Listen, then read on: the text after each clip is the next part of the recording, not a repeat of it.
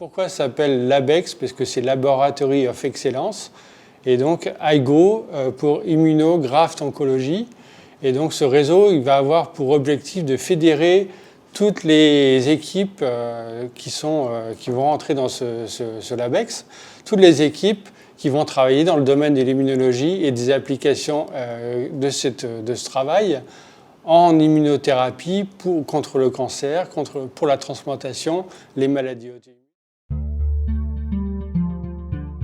Le LabEx IGO est constitué de 15 équipes qui vont être réparties donc, sur 4 centres de recherche sur 2 régions, donc la région Pays de Loire et la région Bretagne. Ce LabEx IGO, il va être piloté par différentes institutions, donc ce qu'on appelle des partenaires institutionnels, que sont les différents hôpitaux, l'ICO, donc l'Institut de cancérologie de l'Ouest, l'INSERM, le CNRS, l'Établissement français du sang. Et donc, on va avoir un pilotage déjà en amont par toutes ces institutions. Et ensuite, au niveau local, on a un pilotage qui est assuré par moi-même, plus le professeur Régis Josien. Le LabEx IGO est aussi piloté de manière internationale par un SAB, Scientific Advisory Board, constitué de différents membres de la communauté immunologique donc au niveau international, qui va permettre de conseiller notre LabEx IGO, ce réseau, sur les différents modes d'action qui vont être appliqués.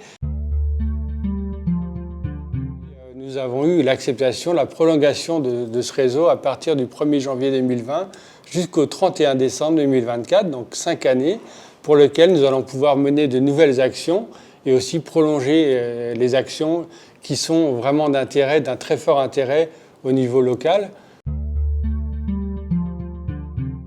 On a des work packages, donc des îlots en fait, de financement. Et donc là, l'activité se focalisera principalement sur la formation, puisque c'est quelque chose qui est très important pour le LabEx IGO et aussi pour l'environnement, puisqu'en fait, là, le LabEx IGO fait partie est intégré dans des unités INSERM et aussi au niveau de l'université de Nantes, d'Angers, de Rennes et de Brest.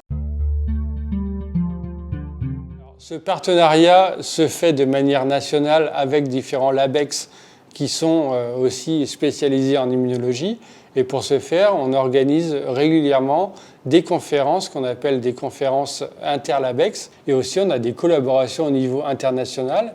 Donc, le LabEx IGO a mis en place des collaborations avec des équipes européennes, donc qui sont localisées en Italie ou en Allemagne, pour ne citer qu'elles. Donc, ce partenariat va se faire avec l'accompagnement d'Atlampol Biothérapie, qui va nous guider dans toute cette démarche par la mise en place, par exemple, de brevets, de contacts avec les partenaires industriels locaux ou nationaux qui vont nous permettre de développer ensuite, de valoriser le travail qui a été effectué et envisager de le transférer, par exemple, vers la clinique. Il faut aussi souligner que de nombreuses startups sont issues des précédentes versions de ce LabEx IGO. Et donc, on va continuer le travail pour essayer de transférer au maximum les travaux qui seront obtenus dans les années futures vers ces startups et leur permettre encore d'augmenter leur visibilité et leur rentabilité en lien avec des grands partenaires industriels.